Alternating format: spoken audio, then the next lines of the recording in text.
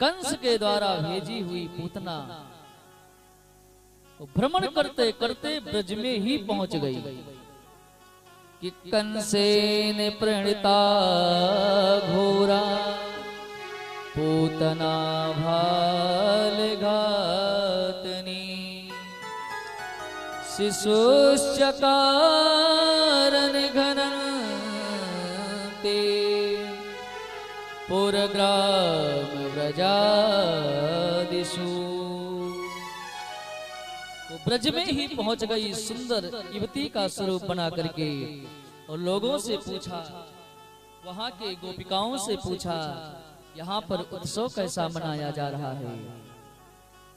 सबने कहा हमारे इस गांव के मुखिया, हमारे इस गांव के प्रधान, हम लोग के अति प्रिय नंद बाबा के भवन में बहुत दिनों के बाद में भगवान ने कृपा किया है। आज छठा दिन है, एक सुंदर बालक का जन्म हुआ है। उसी का आनंद, उसी का उत्सव मनाया जा रहा है। पूतना ने सोचा यहीं से काम चालू किया जाए, यहीं से अपना श्री गणेश प्रारंभ किया जाए। नाम है पूतना। पूतना आचार्यों ने पूतना शब्द का बहुत सुंदर विशेषण किया।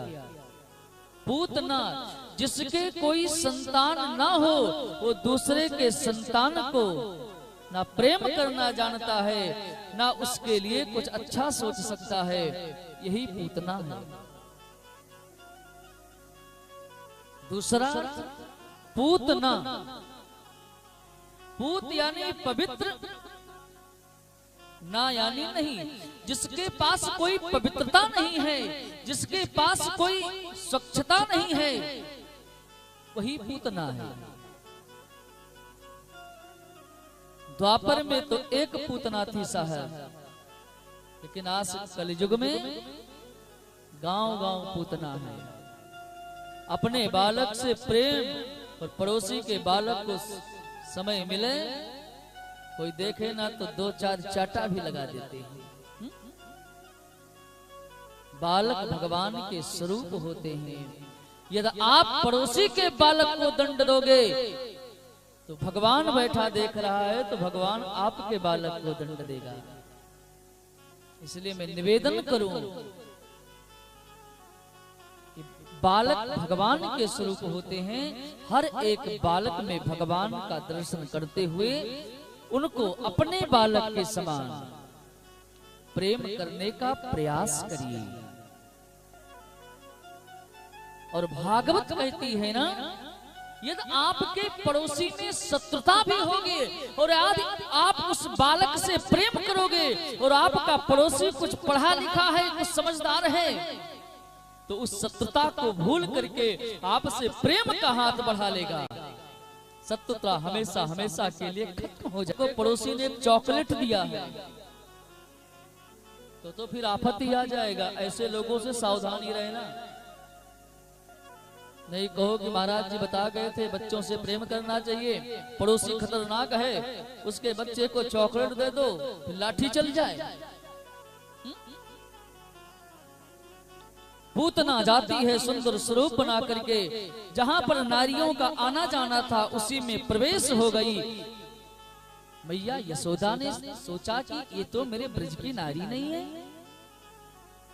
कहां से आ गई ऐसी सुंदर नारी। देखने में बड़ा अद्भुत श्रृंगार है, ऐसा अद्वितीय शोभायमान यहाँ की नारी नहीं हो सकती। तब तक पूतना ने जाकर के कहा, बहन मोह को पहचानो ना है? अरे मैं तेरी चाची की, नानी की, ननद की, मौसी की बेटी हूँ, बहुत दिन पहले मिली थी और आज जब मोह को पतो चलो कितने दिन बाद तेरे को लाला भयो, तो मैं दौड़ी दौड़ी तुझे बधाई देने के लिए आ गई। यशोदा जी ने अपने मन में सोचने लगी कि इतना बड़ा रिश्ता लेकर के आई है और मैं कह दूं कि आपको मैं नहीं पहचानी तो इसके दिल को बड़ा ठेस पहुंचेगा, बड़ा कष्ट होगा। तुरंत यशोदा मैया ने कहा, नहीं नहीं बहन, मैं तो देखते ही तुझे पहचान गई, तेरे आशीर्वाद से मोह को लाला भयो, चल तू आशीर्वाद दे, लाला को आशीर्वाद दे।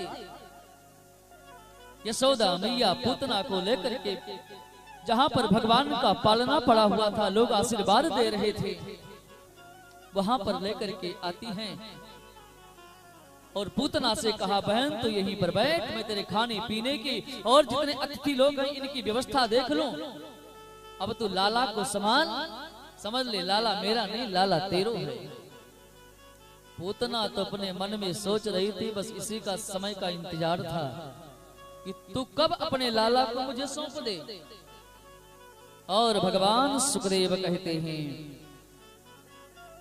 पूतना जाकर के भगवान को देखना चालू किया और भगवान ने पूतना को देखा और पूतना को देख करके भगवान ने अपने आंख को बंद कर लिया, अपने नेत्र को बंद कर लिया। राजा परीक्षित ने पूछा कि भगवान आप ये बताइए कि क्यों भगवान ने अपने नेत्र को बंद कर लिया। तो इसके अनेक भाव हैं। संतों ने कहा, एक आचार्य जन कहते हैं भगवान ने इसलिए नेत्र को बंद किया क्योंकि पूतना कपट रूप बना करके आई है, जो ओरिजिनल है उस भेष में नहीं आई है, और जिस रूप में है वो रूप लेकर के नहीं आई, कपट रूप में आई है। तो भगवान कहते हैं कि जब कोई जीव मेरे सामने आ जाता है तो जीव पाव निज सहज स्वरूप अपने स्वरूप में आ जाता है, और यदि कहीं मेरी दृष्टि इसके ऊपर पड़ी ठीक से और नेत्र से नेत्र मिले तो अपने सहज स्वरूप में आ जाएगी। तो ये भयंकर राक्षसनी है, फिर नंद भवन में तो कोहराम मच जाएगा। इसलिए भगवान ने अपने नेत्र को बंद कर लिया। दूसरी बात, एक संत कहते हैं कि भगवान का वचन है, भगवान का प्रण है। क्या? भगवान स्वयं कहते हैं कि निर्मल मन जन सो मोहि पावा, निर्मल मन जन सो मोहि पावा, मोहि कपट छल छिद्र न भावा, मोहि कपट छल छिद्र न भावा, निर्मल मन जन सो मोहि पावा, निर्मल मन सो मोहि पावा, मोहि कपट छल छिद्र न भावा, मोहि कपट छल छिद्र न भावा। श्री राम जय राम जय जय राम, श्री राम जय राम जय जय राम, श्री राम जय राम जय जय राम, श्री राम जय राम जय जय राम। भगवान कहते हैं जैसे घड़े में थोड़ा सा छिद्र हो, यदि मानव के अंदर उतना कपट होता है तो मुझे अच्छा नहीं लगता। बिल्कुल निर्मल मल वाला मुझे अति प्रिय होता है। और पूतना तो बिल्कुल कपट की खान बन करके आई है। पहला कपट रूप बदला है, दूसरा कपट भगवान को मारने के लिए आई है, और तीसरा कपट शत्रु के नगरी से आई है। इसके पास तो कपट ही कपट है। इसलिए भगवान ने अपने नेत्र को बंद कर लिया। एक संत ने कहा एक भाव और है। क्या? भगवान अभी 6 दिन के हैं, अभी मैया यशोदा के भी स्तन का पान नहीं किया है, दुग्ध का पान नहीं किया है, और आ गई मौसी पूतना दूध पिलाने के लिए, जहर पिलाने के लिए। मानो भगवान ने नेत्र बंद करके यमराज से कहा कि इसके जितने अवगुण हैं, पाप हैं, सबको खत्म कर दो, इसका बही खाता बंद कर दो, क्योंकि मुझे दूध पिलाएगी, और जो मुझे दूध पिलाएगी वो मेरी माँ के समान होगी, और जो गति मैया यशोदा को मैं दूंगा यही गति मैं पूतना को भी दूंगा। इसलिए भगवान ने नेत्र बंद किया।